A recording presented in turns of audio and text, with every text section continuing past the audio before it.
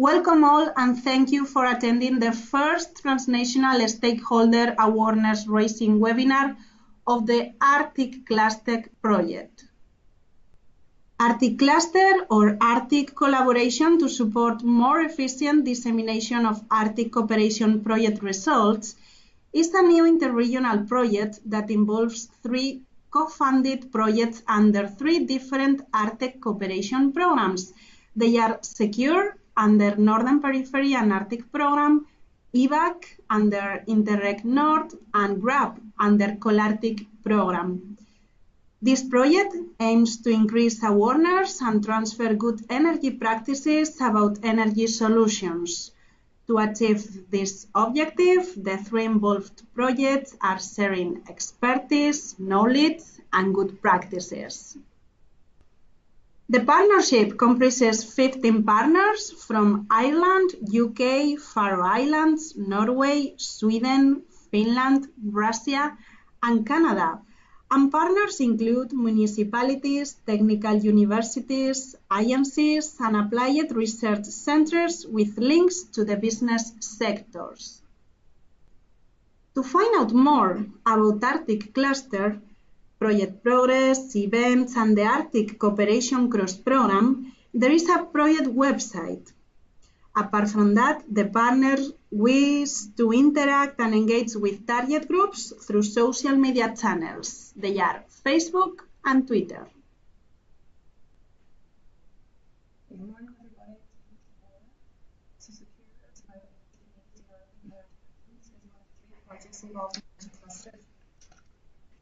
The lead partner of the SECURE project is EERNET, the European Regions Network for the Application of Communications Technology, based here in Ireland. EERNET is an international network of European regional and city public authorities that work together to access European Union digital technology programs and funding for the benefit for their areas, companies and universities. Since May of 2016, 8 partners are collaborating together in the project. The main objective of SECURE is to use transnational cooperation to transfer and implement innovative energy solutions for improving energy efficiency and renewable sources in public housing, lighting and public buildings. The main result of the project will be to increase energy awareness in communities and local authorities, evidenced by the following outputs: 5 smarter energy communities, 15 energy solutions applied, increase efficiency by 5% in at least 3 buildings, and to install alternative energy sources in 3 public infrastructures. Hello, I'm Sinituli Saaristo from Karelia University of Applied Sciences, and I will be telling you about the best practices that was collected in the SECURE partner regions and share you 2 examples from our region. The SECURE project aims to develop remote communities and raise their capacity on renewable energy. These best energy practices were collected from the following northern regions: Canada, Ireland, Northern Ireland, Sweden, Finland, and Faroe Islands. And if you want to find out what these best practices were, you can find them in this website. These regions share the same features such as low population density, abundant natural resources, and low accessibility. These best practices help to overcome some of the challenges northern regions face today by sharing the knowledge and innovations these regions have generated. On the right-hand side, you can find the publications that includes 28 best practices described in details. These 28 best practices were divided by 3 categories. First one is renewable energy services and solutions for public infrastructures and housing. The second, products developed utilizing byproducts for economic activities. And the third one, smart energy management solutions. In this picture, you can see all the best practices divided by the categories. The first category has altogether 11 best practices. The second one has 3. And the most of them are in the third category, which one is called Smart Energy Management Solutions. Now I will share you 2 best practices from our region, North Karelia, Finland. The first one is energy efficient wooden apartment building, Joensuun pihapetäjä. The apartment has 40 flats and total living area of 1,730 square meters. The building is owned by a private-owned foundation who is renting the apartments for the citizens. The apartment is currently the most energy-efficient wooden apartment building in Finland, with energy class B. It has 6 floors. The basement is made of concrete and 5 floors are made out of cross-laminated timber. And if you want to find out more information about the house in Finnish, you can find it in this website. Every apartment has its own ventilation unit with heat up recovery up to 80% efficiency. Energy efficiency is gained by new innovative HVAC technologies as well as with structural solutions. HVAC include hybrid heat exchanger that recovers heat from the black and gray waters to heat up the hot water. The system has a 50% efficiency rate. The building also has 100 square meter solar plant installed on the roof with 15.9 kilowatt power performance. The panels have a theoretical potential for 13 megawatt-hour annual production of electricity. Air tightness was measured from 8 apartments with the variation between 0.6 to 1.0, and the theoretical envelope air tightness of the building is 1.0. Structural solutions include innovative solutions such as semi-warm staircases, which significantly saves energy needed for heating. In the picture, you can see a solar plant on the roof, a semi-warm staircase, and a hybrid heat exchanger. The next example is called Hinku Forum. Hinku means Forum for Carbon Neutral Municipalities.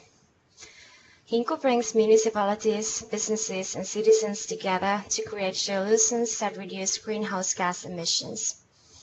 Every municipality that participates in the project is committed to an 80% emission reduction target by 2030 compared to the level of 2007.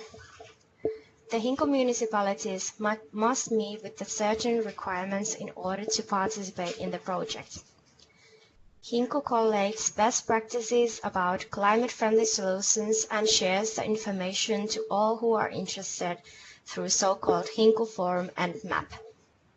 The forum is an online platform where municipalities can have support in emission reduction activities.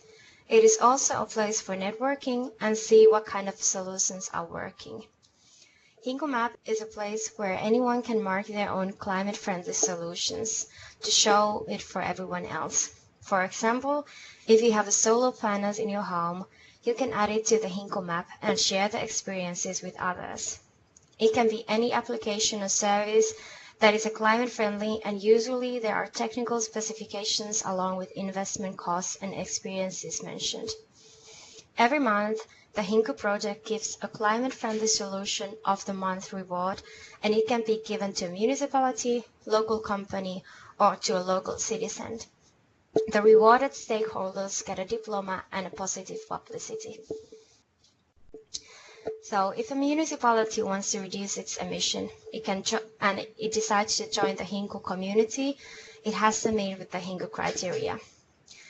Then it will set up the goals and establish the Hinku work group. And in the Hinku work, developing annual plan of emission reduction investments, the municipalities can get support from Hinku Forum. The Hinku Forum will publish emission reduction activities in the Hinku Map and activate the local communities, companies, and citizens. This way, the community can gain positive image. We can reduce emissions, activate other municipalities, and improve energy awareness, and bring stakeholders together. Hello, this is Bjarte Thompson speaking from the Ministry Environment Agency office in the Faroe Islands. As you can see from the slide, we are a group of islands in the middle of the ocean in the Northeast Atlantic. around 50,000 inhabitants. And even if we are isolated with no cables, electrical cables to the surrounding world, we are entering a route for becoming much more green than we are now. We are totally dependent on oil as of today, as we can see in the next slide. Our energy use is based 93% on oil, on imported oil, and only a small fraction of the electrical power is produced by hydro and wind. Even if we are this dependent on oil today, we expect to be around 50% reducing the oil about 50%. So we are going to electrify most of the things and produce our electricity on renewable energy. The first thing we are going to do is the rest of the power that's produced by oil, we are going to expand the wind energy, and also the heating oil, that is around 90% today of the total energy use, that will be electrified, and also the transport on land. We are going to reduce all the oil used in transport. So within a few years, maybe around 2030, only half of the energy used in the islands will be on oil. And we do have solutions for this. As I mentioned, the electrical power can be produced by wind because we do have world record wind potential. Most of our wind turbine sites are about 10 meters per second. So we have the opportunity to utilize this wind for our. On the next slide, we can see that our heating, which today is mainly based on oil burners, can be transformed to electrical heating by using heat pumps. And now heat pumps are both energy efficient because they take most of the energy from the surroundings, from the environment, and only use a small fraction of electricity to do the job. So they are very energy efficient.